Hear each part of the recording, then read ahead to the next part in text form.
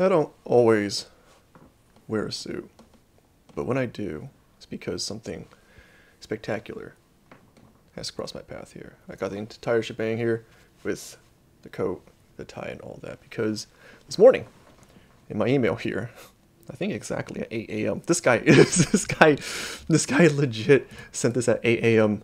exact here.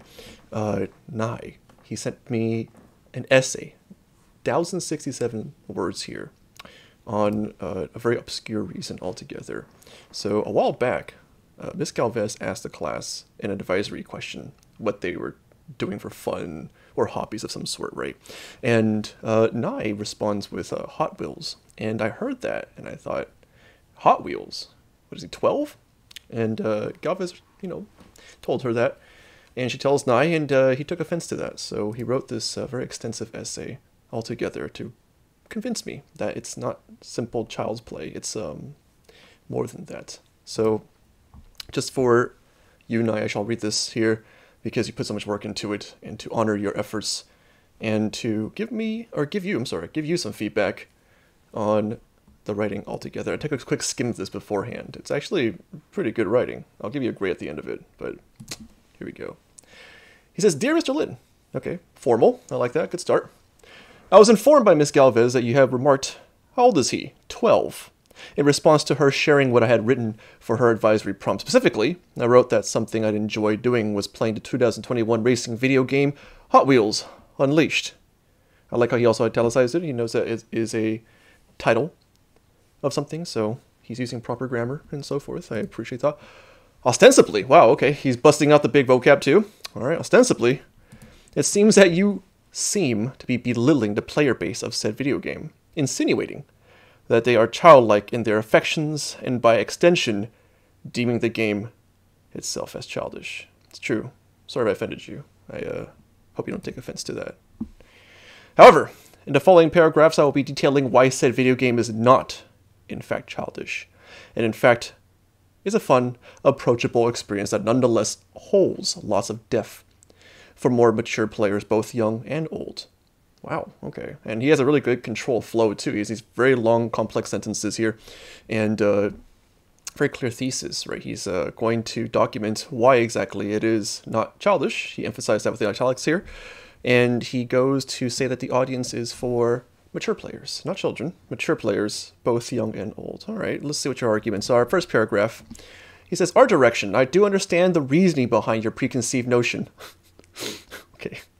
That this game is exclusively for children. Oh, that's a good concession. This is a Rogerian, actually. Rogerian argument method here, where he's going to concede first before going to his points. The gameplay puts you behind the wheel of a 1:64 scale vehicle recreated photorealistically from a real-life metal toy car, and has you racing across various sized-up environments, such as a basement, a library, a chemistry lab, escape park, or a rundown garage for actual cars. The track set pieces include wacky mechanized toy dinosaurs or web-shooting spiders that pose hazards to less careful drivers. Nice description, and it gives me an apt understanding what this game's content is here. I've never played before, but now I know pretty well. He further goes on to say, while most would see this as needlessly childish, I respectfully disagree. All right, fair. Let's see what you have to say. I believe that being faithful to the source material gives it endlessly more charm than most of the modern racing games on offer nowadays. Today, the racing scene is dominated by the likes of Forza Motorsport or Gran Turismo, or other gritty, grounded, realism-focused simulators. A lot of the flashy arcade titles we once loved are now gone. In the gutter. Restatement. I like that little restatement going on. This guy's very rhetorical, by the way. I have to really appreciate this work here. It's very essay-esque. I mean, it's an essay, but F-Zero discontinued. Burnout neglected. Need for Speed no longer supported. Great list here. Little hyperphora going on too. Try and get someone to name an arcade-style racer that isn't Mario Kart. I bet they can't. Not that realistic games are bad, there's just so many of them on the market today. I like that little concession again. He's making a little disclaimer. I'm not to criticize the realistic games, I'm just to, criticize the fact that there is a disappearing genre altogether. All this to say that Unleashed's choice to stay small with the racing was ultimately a great choice and serves to break up the overall stale wave of hyper-realistic track racers we've been plagued with nowadays. In addition, it harkens. God damn, this guy's from the 1800s or something. Harkens. All right.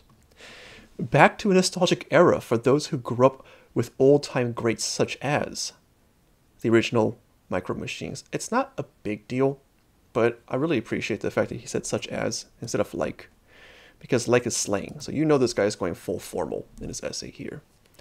And no, Hot Wheels is not a childish hobby. I collect Hot Wheels and other brands of die-cast cars myself, sometimes to fidget with, sometimes to customize, sometimes to display, but this is not a kids-only affair. There exists lots of adult collectors out there who collect cars for their rarity, value, or simply because it looked good on their office desk. Fair enough. More for the decor, if anything.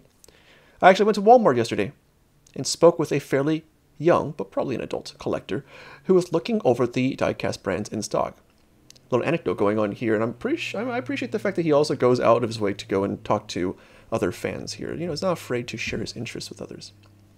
Most people who collect Hot Wheels are passionate about real-life cars as well, myself included. I see it as akin, man, this language here, to purchasing merchandise about something you're passionate about, such as a Funko Pop of a character from a show you like. I like that little comparison there. So he's trying to kind of show that there is legitimacy in all hobbies in relations in tangent with each other. Fair enough, fair enough. Gameplay. All right, I see you're not, sorry, I'm sense you're not convinced.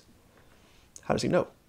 All right, well, okay, here's how it plays. Get ready. Okay, cool. On paper, it sounds simple enough. Accelerate, brake, and turn. Yes, this is the premise of driving, correct? Tap brake while turning to send your car into a drift. Drifting earns you a boost. Use boost to go faster. But though the simple brake to drift arcade style controls are quite easy to pick up, there's much more nuance and depth to be found in the game's air controls, which when mastered, reveal an entirely new plane to the racing action. Oh, I like that nuance. I'm always a big fan of nuance here. When all four wheels of the vehicle are off the ground, the player can use the left and right sticks on a controller to control the vehicle's pitch, yaw, and roll, and can use their boost to redirect themselves mid-air. Okay, new mechanics I haven't heard about before, so interesting. God damn, how long is this thing? It's quite long. I just realized. Where was I? I just lost my train of thought from this elongated essay here. So while the game's basic controls are intuitive, there is much more to be found for those willing to look. When the air controls are mastered or at least moderately tamed, countless new opportunities are spawned. A player can boost and pitch up to fly. He puts that in quotation marks because it's not literal flying, but it's in essence of. Back on track after falling off, salvage a misdirected jump, take risky shortcuts, or even skip across entire areas of the track, shaving tens of seconds off their lap time, given this doesn't cause them to miss a checkpoint, which will cause their car to be reset. Mastering the full variety of tools at your disposal requires great skill, concentration, and hand-eye coordination. It is certainly not an easy feat. Okay, so he's kind of like, you know, giving the logos here in terms of why it's such a big deal to have mastery. The fact that this game has mastery, that is a little unconventional and does require a little investment to master here. All right, fair enough. Players have compared Hot Wheels Unleashed mechanics depth to that of Trackmania, a physics-based time attack racing game. With a large and passionate global speedrunning community where the focus is on finishing courses as fast as possible, practicing tracks over and over to find the most optimal racing lines and or strategies. However, I'd even argue that Unleashed possesses an even greater level of depth. Okay, so there's a little comparison in the effort of then propelling his over another. Though Trackmania is arguably deeply complex in its mechanics, it differs from Hot Wheels Unleashed in one major area, the air. Okay, we'll go back to the air thing, a little motif going on here. In Trackmania, once a vehicle is off all fours, the player cannot actively control its trajectory.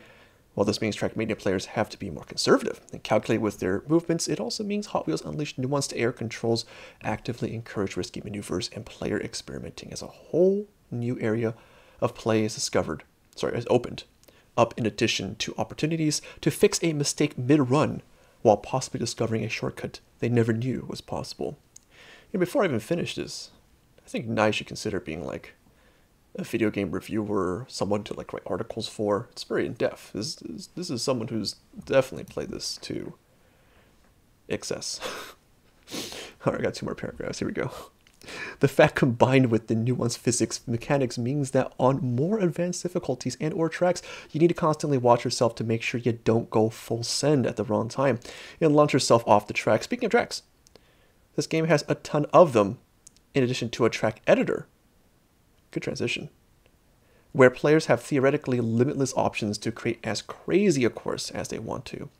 Set up to the backdrop of 6 unique detailed environments ripe with vertical play and hidden routes, ventilation shafts, mouse holes, drain pipes, etc. All in all, Hotwheels Unleashed is easy to pick up and learn, but holds a lot of nuance.